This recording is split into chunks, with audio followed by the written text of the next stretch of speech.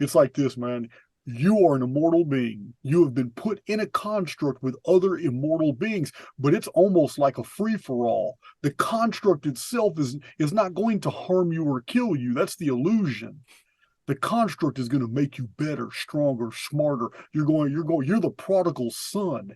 You're the one who rebelled, went your own way, spent your dad's money, did everything, and then decided to come back. And now you're flowing through a construct and you're learning all these things. You're doing something that those who blindly obeyed would never do because they never left. You fully immersed into this ride. And then you're benefiting from the maturity, benefiting from the growth, benefiting from the experiences.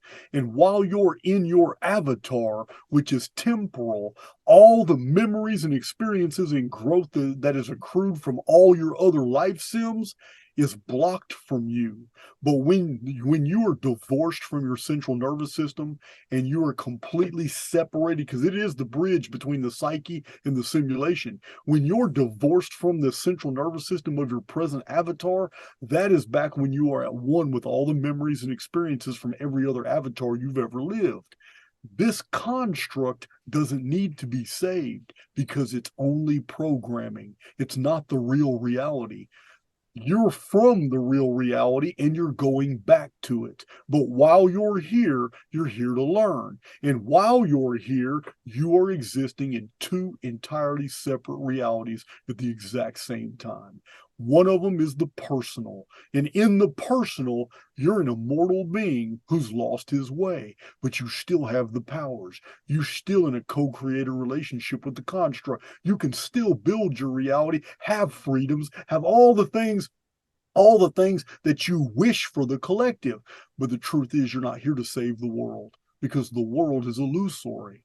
That's one reality that you're living in, but you can phase out of it. We all do.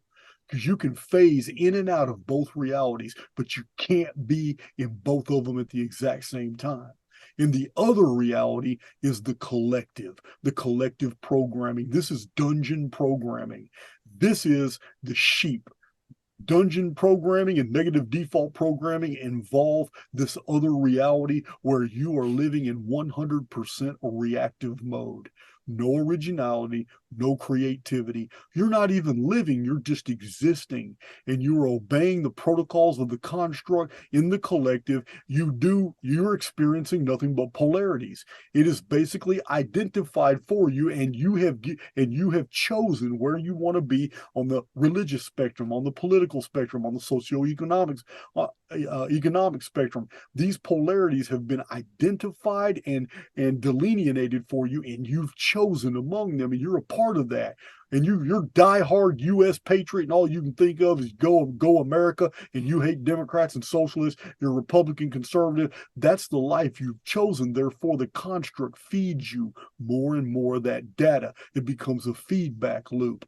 If you're Hindu and all you can think about is the Bhagavad Gita and the Mahabharata and the Puranic texts and the Tharva Veda, and you're reading all this material, this is what you've immersed in, and you're doing yoga and you take trips to India and go to these retreats and all that, this is what you've chosen. The construct feeds you more experiences and more people that are involved in that. It becomes a feedback loop for you, and it makes it easier for you to continue these activities. It's very hard to break away once you've accepted a polarity, once you have accepted a paradigm and you fully immersed in it. Two separate realities, you can phase back and forth. Unfortunately, the only people that ever phase back and forth are those who are either in the process of waking up or those who are already awake. And once you're already awake in the construct, that's the exodus key. The construct no longer wants you here. So the next time your avatar passes and dies, you will not be jacked into another central nervous system in an embryo of another avatar. Once you begin to wake up, the construct does not want you here. You got to go. You're going to make the exodus. You're going to get ejected. I don't believe in soul trap theory. I see absolutely no evidence of it.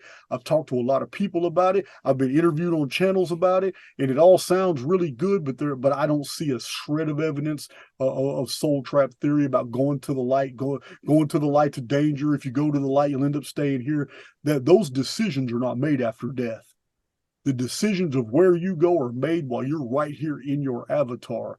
This supernatural trap that's waiting for you after your spirit leaves your body, and then the wrong decision puts you in the wrong place.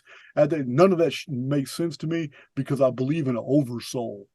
And I believe that these constructs obey protocols and rules from a loving oversoul, and that only a loving oversoul would ever even imagine these constructs, that all this could be contained in here, and we're not really experiencing it, and yet we believe we are, so we can reap the benefits. So when we exit the construct, we leave with the powers of acuity, the powers of perception, the powers of cognition, the powers of intuition, and the powers of empathy. And we gain these in here, and then we leave, even though it was all artificial, and we find out later it's all an illusion that we were living in. Yet when we were living it, the dangers felt real. Therefore, the rewards are real.